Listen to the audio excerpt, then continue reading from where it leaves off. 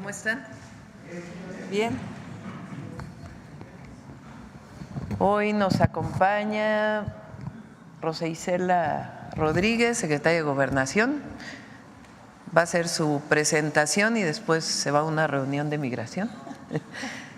Está Pablo Gómez, el titular de la UIF. Siéntense, por favor. Gracias.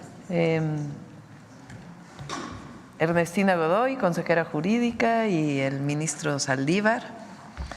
Y vamos a tocar varios temas. También está Ramón, recuérdame tu nombre. Bulmaro Juárez, que nos va a presentar él el día de hoy la cápsula de Suave Patria al final de la conferencia. Bueno, entonces, antes de iniciar vamos a poner un muy rápido recordatorio de Lázaro Cárdenas, porque el día de mañana es su aniversario luctuoso, de unos minutos, y el general Lázaro Cárdenas.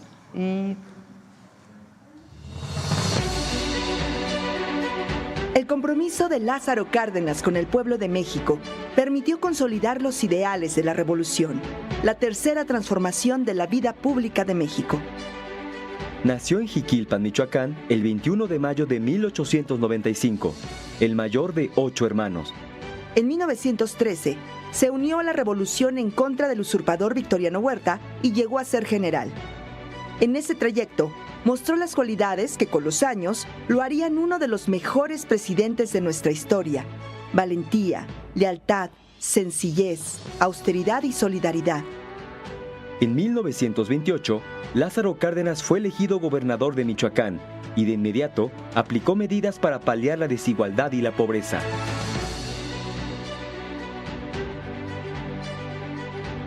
Esa visión social y participativa sería la marca principal de su labor a partir de 1934, cuando fue electo presidente de México, tras una campaña en la que recorrió prácticamente todo el país. Protesto guardar y hacer guardar la Constitución política de los Estados Unidos mexicanos y las leyes que de ella emanen. Apoyó las demandas salariales, la creación de sindicatos, el reparto de más de 18 millones de hectáreas de tierras directamente para casi 800,000 familias campesinas. Ordenó campañas masivas de alfabetización y salud y la creación de escuelas públicas en todo el país, en especial el Instituto Politécnico Nacional y el Instituto Nacional de Antropología e Historia. Estas acciones generaron los ataques de la oposición, de la burguesía nacional y de los empresarios extranjeros, de la prensa y hasta de los partidarios de Plutarco Elías Calles en el mismo gobierno. Pero Lázaro Cárdenas los enfrentó con absoluta determinación.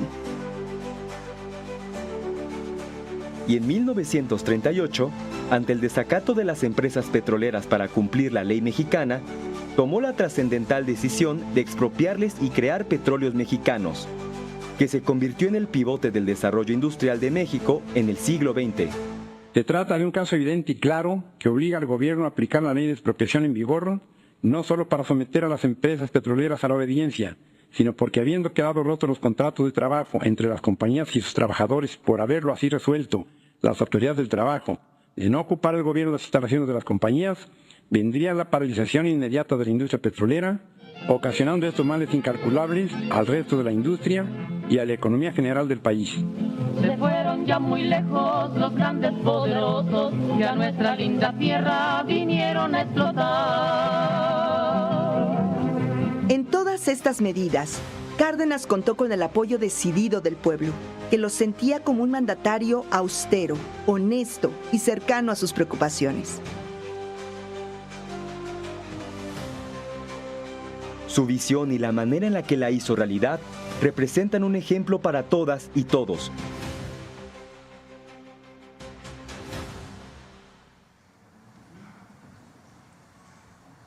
Gran presidente de México, el general Lázaro Cárdenas. Bueno, ahora vamos a seguir hablando del caso García Luna. Rosa Isela va a presentar las investigaciones que hay en México por parte de la Fiscalía General de la República Después Pablo Gómez nos va a presentar, a recordar las investigaciones que hizo la UIF, que también derivaron en carpetas de investigación. Y después vamos a hablar de esta resolución de una jueza que ordena bajar la publicación de la reforma al Poder Judicial a la presidenta. Y entonces Ernestina Godoy y el ministro Saldívar van a explicar por qué no tiene sustento esta solicitud que se está haciendo, no tiene ningún sustento jurídico, y vamos a hablar de ello. Y después pasamos a las preguntas y cerramos con la cápsula de Suave Patria. Adelante, Rosicela. Con permiso, Presidenta. Buenos días a todas y a todos. El contexto de este tema es que esta semana se confirmó que el ex secretario de Seguridad Pública de México y mano derecha del expresidente Felipe Calderón, Genaro García Luna, ayudó durante una década al cártel de Sinaloa a cambio de sobornos millonarios. Aquí está recordar que el juez de distrito de Estados Unidos, Brian Cogan, lo condenó a 38 años de prisión y le impuso una multa de $2 millones para participar en una empresa criminal continua por conspiración para la distribución internacional de cocaína, conspiración para distribuir y posesión con intención de distribuir cocaína, conspiración para importar cocaína y por hacer declaraciones falsas. Así, el Departamento de Justicia, la que sigue, el Departamento de Justicia de Estados Unidos dio los detalles en un comunicado emitido donde afirmó que el exfuncionario traicionó la confianza pública y a las personas que había jurado proteger. La que sigue. García Luna inició su carrera en 1989 en el Centro de Investigación y Seguridad Nacional en el CISEN, donde permaneció hasta 1999 y ejerció varios cargos, entre ellos subdirector y director de área, director general y coordinador general de inteligencia. Cuando era subdirector operativo de dicho centro, tuvo lugar el homicidio lamentable del candidato presidencial Luis Donaldo Colosio. El 25 de octubre de 2021, ya en esta época, la Comisión Nacional de Derechos Humanos emitió una recomendación para que se investigara este hecho. Y la Fiscalía General de la República inició la investigación correspondiente, logrando probar que existe evidencia material y prueba científica de que el 23 de marzo de 1994 en Lomas Taurinas, 2 personas accionaron en forma casi simultánea armas de fuego contra el entonces aspirante a la presidencia. El llamado segundo tirador, Jorge Antonio, fue detenido de forma inmediata y llevado entonces a la entonces Procuraduría General de la República en Tijuana, en donde fue rescatado directamente por García Luna. El 29 de enero de 2024, la Fiscalía General de la República, a través de un comunicado, dio a conocer que García Luna encubrió a Jorge Antonio, agente del CISEN, asignado a proteger al aspirante priista. Todas las pruebas aportadas por la Fiscalía General de la República, y en especial las de análisis de sangre, demuestran que en la ropa de dicho agente se halló el tipo de sangre de la víctima. Además, se encuentra debidamente probado que el CISEN mandó al acusado, a García Luna, al lugar de los hechos para después encubrirlo y sacarlo de Tijuana de manera urgente y subrepticia. Cabe señalar, para también contexto de este caso, que un juez, también integrante del Poder Judicial, negó a que se abriera esta carpeta de investigación y continuar con la investigación correspondiente. Estamos hablando del año 2024. Recordando también que la que sigue, García Luna fue designado en 1999 coordinador general de inteligencia de la Policía Federal Preventiva y en diciembre del año 2000, en el gobierno de Vicente Fox, se convirtió en el director de operación y planeación de la Policía Judicial Federal. Y en 2001 fue nombrado titular de la Agencia Federal de Investigación, la AFI. Ya con Calderón en 2006 se convirtió en secretario de Seguridad Pública Federal, cargo en el que se mantuvo todo el sexenio. En noviembre de 2013, García Luna se fue a vivir a Miami, Florida. Fue detenido en diciembre de 2019 en Dallas, Texas, y unos días después trasladado al Centro de Detención Metropolitano en Nueva York, donde hoy permanece, y su juicio duró casi 5 o 6 años.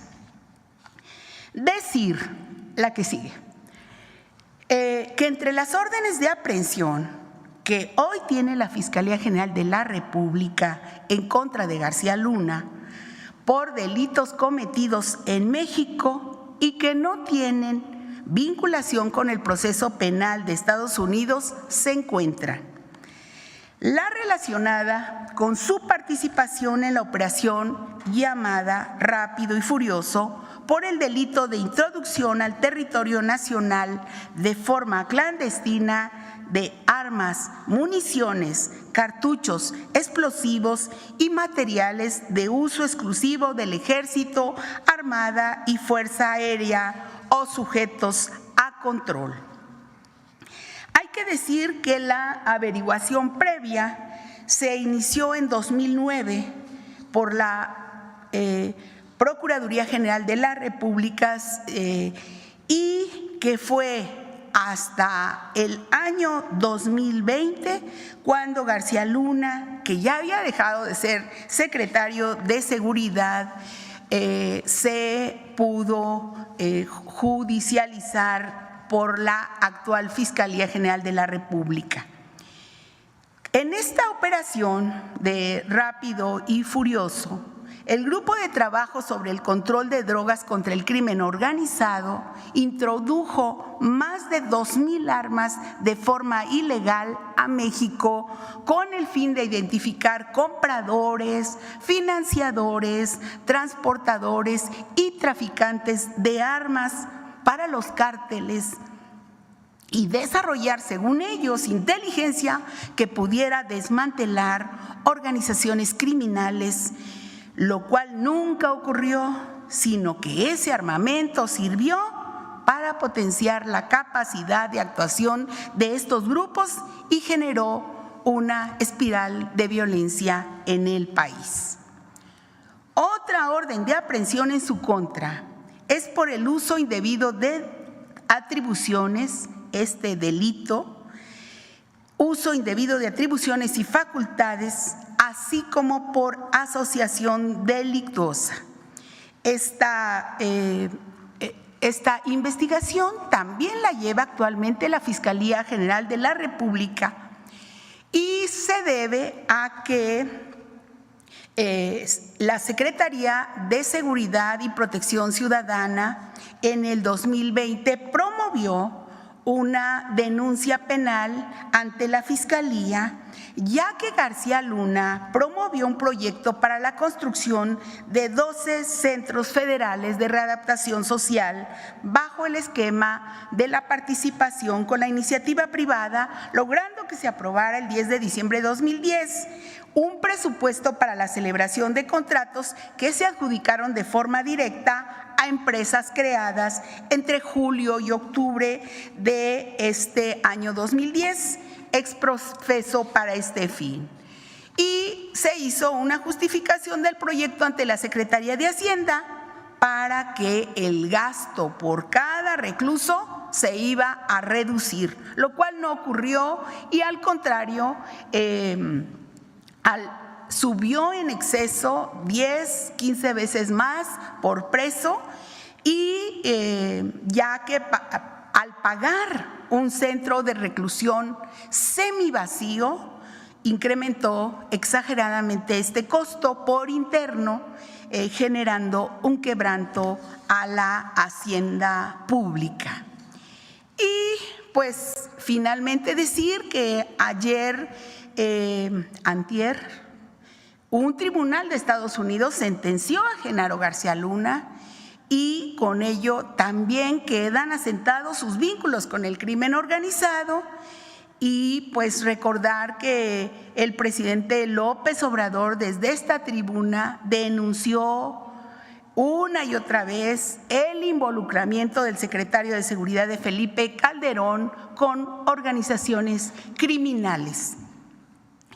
Y el Poder Judicial de la Federación no quiso juzgarlo y en cambio liberó a su socia y le regresó las cuentas a su esposa.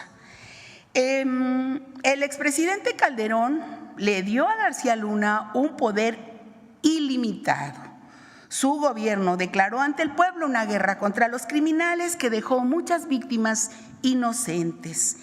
Y las investigaciones de la Fiscalía General de la República en contra de García Luna, como aquí vimos, continúan abiertas. Y también la recuperación de los recursos del pueblo de México que actualmente litiga el gobierno mexicano en Estados Unidos. Subrayar que actualmente el gobierno de México, las autoridades, han decidido siempre estar del lado correcto, del lado de los mexicanos, y estamos comprometidos con la cero corrupción, la cero impunidad y cero complicidad. Eso sería, Presidenta. Compañero Pablo Gómez.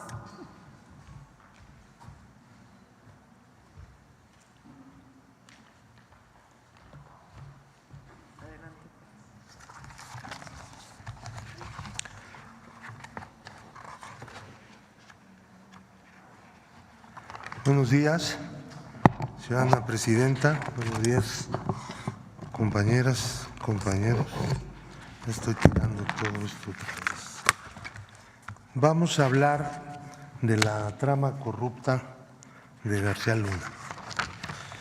Durante el periodo de 2009 a 2018, la Policía Federal, el CISEN y el ODAPRIS, que es el organismo de prisiones, otorgaron 30 contratos. García Luna, a través del tejido empresarial del Grupo Weinberg, encabezado por Mauricio Samuel Weinberg López y Jonathan Alexis Weinberg Pinto, obtuvo contratos por un total de $727.923.523 y 528.026.666 pesos, de los cuales fueron pagados $625.188.666 y 93.866.666 pesos, con el siguiente detalle. Como ustedes pueden ver, la empresa Numbap Inc. Recibió pagos del organismo de prisiones ODAPRIS por 288,5 millones. Numbap recibió del CISEN $44 millones y algo más, y 67 millones y pico de pesos. Y de la Policía Federal, 14.500.000 dólares. Numbap Technologies Inc. del CISEN recibió 208.83 millones de dólares y Nice Systems recibió de la Policía Federal 69.100.000 dólares. GLAC, que es una empresa que aparece como propiedad de García Luna y su esposa, recibió de la Procuraduría General de Justicia de la Ciudad de México, aquí no hubo contrato, un reconocimiento de adeudo y le pagaron en algún momento 26.666.666 pesos mexicanos con 60 centavos. Este cuadro se conformó gracias al apoyo que llevó a cabo la entonces secretaria de Seguridad Pública, Rosa Isela Rodríguez, que está aquí presente. Bueno, estaba. Se nos adelantó al trabajo. De estos pagos, entre 2009 y 2018, la Policía Federal, CISEN, el ODAPRIS y la Procuraduría pagaron 625 millones y fracción de dólares y 93 millones de pesos al grupo Weinberg a cuentas en México, Barbados e Israel. Entre julio de 2013 a enero de 2020, Numbap envió recursos a Estados Unidos por un total de 528 millones de pesos y 28 millones de dólares de manera directa. Los pagos del cuadro de arriba fueron hechos por entidades gubernamentales y depositados en cuentas de Numbap en el extranjero. Los de los cuadros de abajo fueron hechos por la empresa Numbap, cobrados en cuentas mexicanas y enviados al extranjero posteriormente. Como se puede ver en ese cuadro, en donde tenemos 28 millones y medio de dólares y 528 millones de pesos. Quiero decir que las empresas Numbap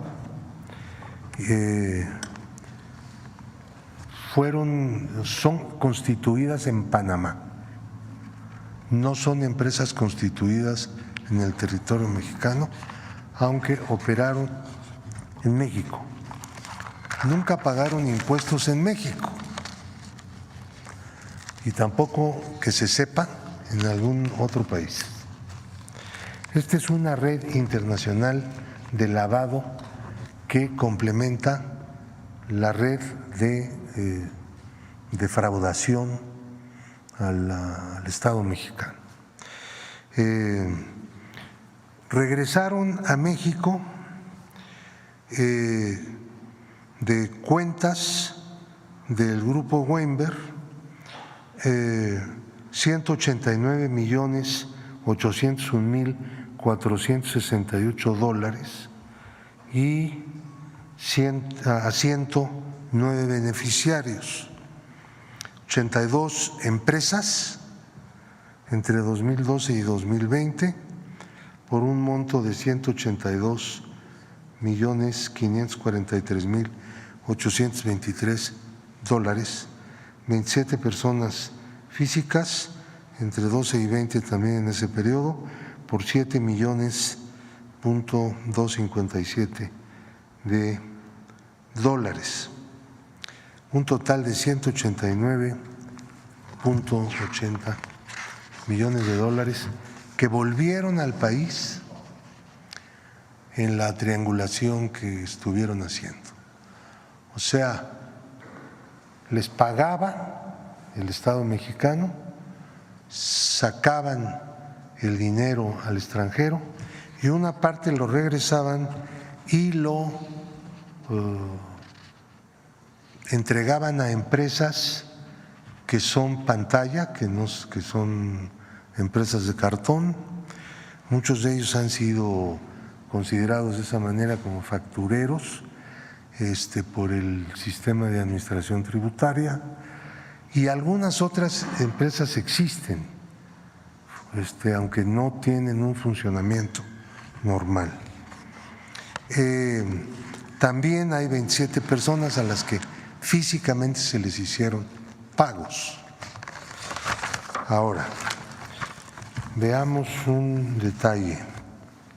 Como ya lo mencionó Rosa Isela, la secretaria de Gobernación, la Fiscalía Especial en Investigación de Operaciones con Recursos de Procedencia Ilícita, Falsificación y Alteración de Moneda, y fiscales de la Fiscalía General de la República integraron una carpeta de investigación contra Genaro García Luna y sus socios relacionada con la contratación en el organismo de prisiones, ODAPRIS, contra 61 imputados, respecto a los cuales se obtuvo 61 órdenes de aprehensión, 12 de las cuales fueron cumplidas, 36 están vigentes, 8 personas fueron detenidas, 8 vinculados además a proceso.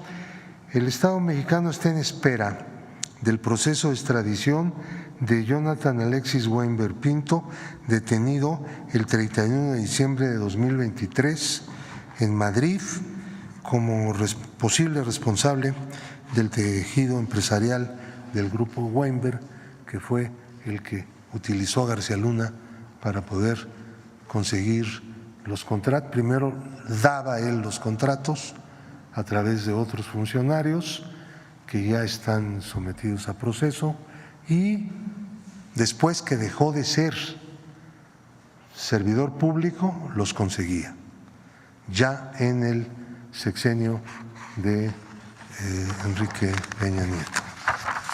Él operó transeccionalmente. Ahora, tenemos un proceso civil que va a culminar en un juicio en el estado de Florida.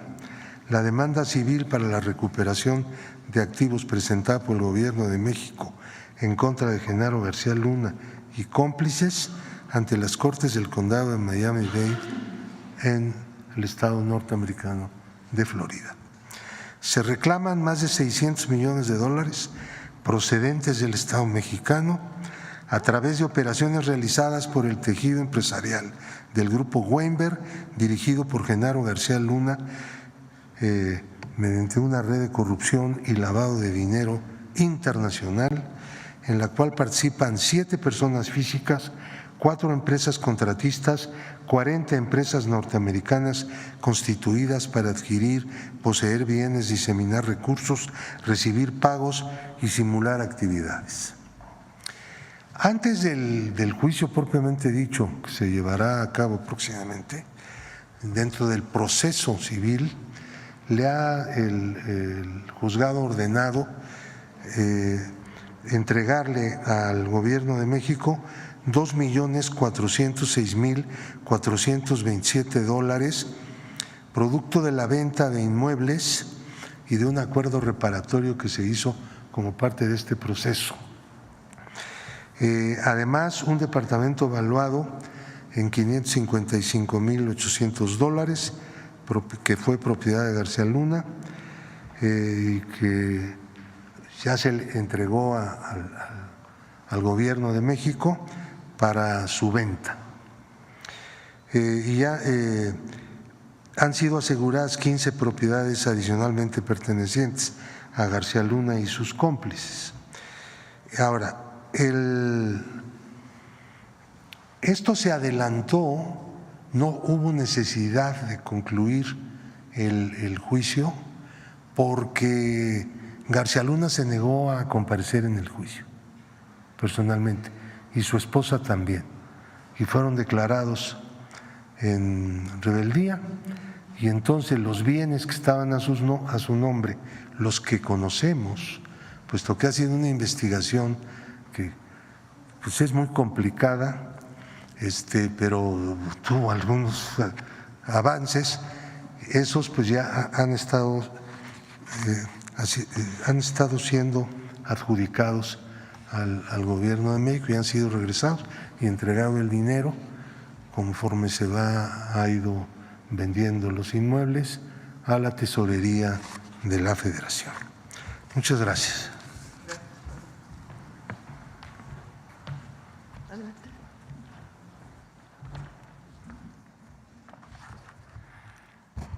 Con su permiso, Presidenta. Muy buenos días. Vamos a explicar de manera muy general, tratando de no complicar, este tema de la actuación que han tenido distintos jueces, sobre todo jueces de distrito, emitiendo resoluciones de suspensión en todo el proceso, en las distintas etapas que ha tenido la reforma al Poder Judicial. Desde la presentación de la iniciativa lo intentaron con suspensiones, jueces de los estados, son jueces de distrito, ¿no? Y así han ido presentando a lo largo de todo este proceso legislativo que ha llevado de manera muy pulcra el Poder Legislativo, ¿no? Y ellos han estado emitiendo una serie de resoluciones. El caso que nos ocupó ayer, según los medios, es que le están pidiendo a la presidenta eliminar la publicación en el Diario Oficial del decreto por el que se reforman diversas disposiciones constitucionales en materia del Poder Judicial. El antecedente es que le habían ordenado también al presidente López Obrador hacer lo propio cuando el día 15 de septiembre salió publicado en el Diario Oficial, se emitió una resolución, un amparo donde daban la suspensión insólitamente con efectos restitutorios, a efecto de que se eliminara. Ahora se ha resuelto, según entendemos, un incidente donde han revisado si se cumplió o no con aquella orden, llegaron a la determinación. Esta juez es una juez mujer que no se ha cumplido y por eso le requieren ahora a la presidenta, la doctora Claudia Sheinbaum, que realice eso. Hay una serie de argumentos jurídicos por los cuales es totalmente improcedente lo que están ordenando los jueces. Solo les voy a decir algunos de manera muy rápida, ¿sí? Uno es una facultad soberana del constituyente permanente exenta de revisión judicial. El artículo 135 de la Constitución establece que ésta puede ser adicionada o reformada por el Congreso de la Unión por la aprobación de 2/3 partes de sus integrantes, así como la mayoría de los congresos locales. Esto es una facultad soberana y originaria conferida al constituyente permanente. No en todos los estados está esa posibilidad, en México existe. Es el órgano depositario de la soberanía popular a través de los representantes, con lo cual el Poder Judicial no tiene ninguna injerencia. No existe en nuestro sistema jurídico una disposición constitucional o legal que otorgue al Poder Judicial de la Federación o a cualquier otro ente facultad para cuestionar, revisar o anular la labor del órgano revisor de la Constitución. Por el contrario, la normatividad prevé expresamente la improcedencia de juicio constitucional, de los amparos y demás, en contra de las adiciones o reformas a la Constitución. Un juzgador, por lo tanto, no se puede autofacultar para someter a revisión jurisdiccional una reforma constitucional. porque más allá de sus atribuciones expresas, implicaría ponerse por encima del órgano revisor, erigiéndose en la máxima autoridad del Estado mexicano y desconociendo el postulado del constituyente originario, según el cual la soberanía nacional reside esencial y originalmente en el pueblo y no en un juzgador de distrito, ¿sí? La actuación de estos jueces usurpa atribuciones que le fueron conferidas al poder reformador, que es la máxima expresión. Aunado a lo anterior, pretenden suspender un procedimiento que vulneraría el pacto federal. Es el pueblo quien ejerce la soberanía por medio de los poderes de la Unión. En ningún caso las determinaciones de uno o de otro poder pueden contravenir las estipulaciones que les da al pueblo de México, ¿sí? Resulta pues inverosímil que un juez de distrito no solo pretenda intervenir y limitar las facultades constitucionales del Congreso, sino además incluso de los congresos estatales que forman parte del constituyente permanente, ¿sí? Miren, ellos mismos, ellos saben, son constitucionalistas, son peritos en derecho y saben que la propia Suprema Corte de Justicia, en múltiples criterios, sentencias, hay jurisprudencia, ha negado la posibilidad de que se revise una reforma constitucional. Está clarísimo, lo dicen, no es susceptible de control jurisdiccional una reforma constitucional, ya que se encuentra en sí misma el tema constitucional, ¿sí? La labor del órgano reformador de la Constitución constituye una función soberana, no sujeta a ningún tipo de control externo. Todo está, todo lo tenemos desarrollado y esto, quiero decirles también, hay un claro conflicto de interés, por si no fuera suficiente ya que están desobedeciendo a la propia Constitución. No lo explico, es clarísimo, ¿sí? Es obvio el conflicto de interés que tiene. Es un caso sin precedentes, ¿sí? Se hará, hasta donde la presidenta ha informado, una denuncia ante el Consejo de la Judicatura para que revise. Tienen que revisar este Consejo de la Judicatura la actuación de los jueces de distrito que están contraviniendo la Constitución, sus propios criterios, sus propias jurisprudencia, y que determine el Poder Judicial si están actuando o no bien estos jueces de distrito que pretenden erigirse por encima de la soberanía del pueblo de México y del poder reformador que está en el Congreso.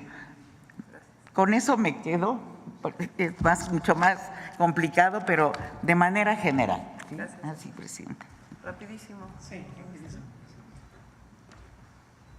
Con su permiso, presidenta, muy buenos días.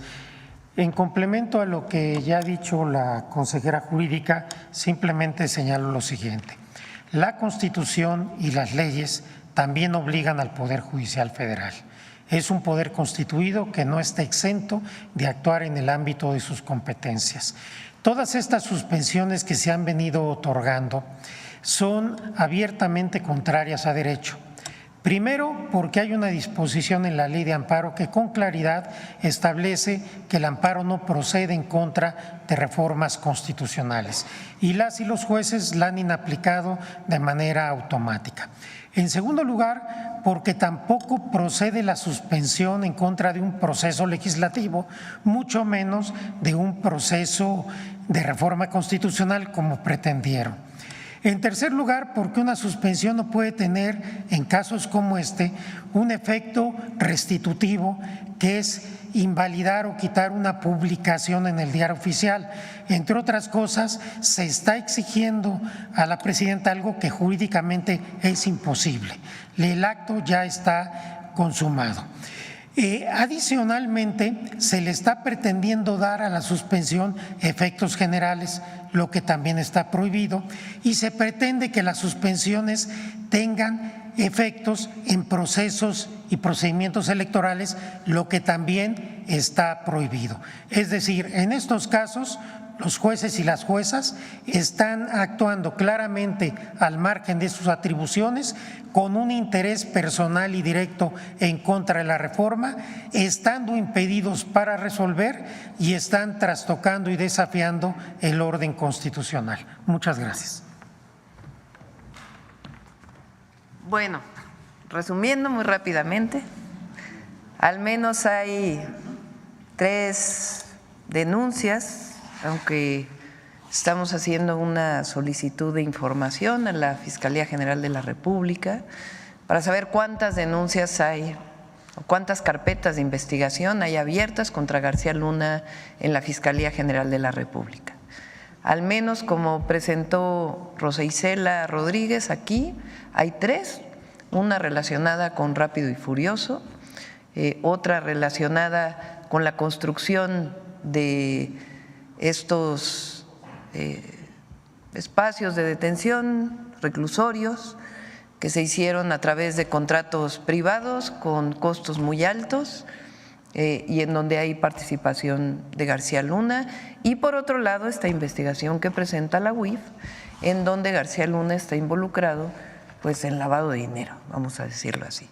Además está la carpeta de investigación abierta sobre el caso de Luis Donaldo Colosio, el asesinato de Colosio, en donde la Fiscalía encuentra que Genaro García Luna está involucrado. Sin embargo, un juez no dio la orden de aprehensión. Entonces son al menos estos casos y estamos haciendo una consulta para ver si hay otros casos en donde hay investigaciones o incluso ya órdenes de aprehensión contra Genaro García Luna en nuestro país. Lo segundo, una juez, le preguntaba ahora a Paulina si me daban el nombre de la juez. El día de ayer no nos ha notificado, es a través de los medios de comunicación, Nancy Juárez de Veracruz, de Coatzacoalcos, Veracruz, ordena bajar la publicación del Diario Oficial de la Federación de la reforma al Poder Judicial. Y ahí dice que si no se hace eso, se dará vista al Ministerio Público y que el delito para la presidenta, porque es un amparo, dentro de un juicio de amparo, son 9 a no sé cuántos años de cárcel. Entonces, ¿cuánto?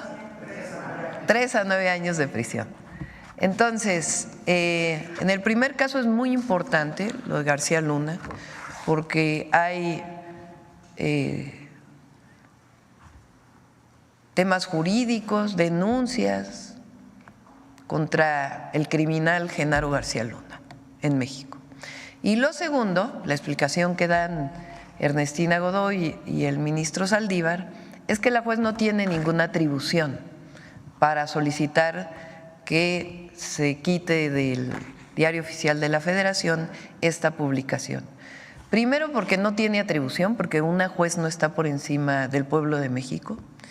Y segundo, porque jurídicamente no tiene ningún sustento lo que está haciendo. Y tercero, porque es el Poder Legislativo quien ordena al presidente, el entonces presidente Andrés Manuel López Obrador, la publicación en el Diario Oficial de la Federación. Entonces, no vamos a bajar la publicación, número 1, y número 2, vamos a hacer una denuncia de esta juez ante el Consejo de la Judicatura. Ya sabemos que el Consejo de la Judicatura no necesariamente está haciendo su trabajo, pero de todas maneras no queremos que quede en la impunidad, queremos que quede un antecedente de que hay una juez que por encima de su función está pidiendo que se baje una publicación que se hizo a partir de un proceso legislativo de cambio constitucional que está establecido en la propia Constitución y que deriva de la voluntad del pueblo de México expresada en las urnas el 2 de junio del 2024. Entonces, esos dos temas queríamos plantear. Muchas gracias a todas y a todos. ¿Van a ir a Tabasco? ¿Sí? Vamos a Tabasco. Hasta luego.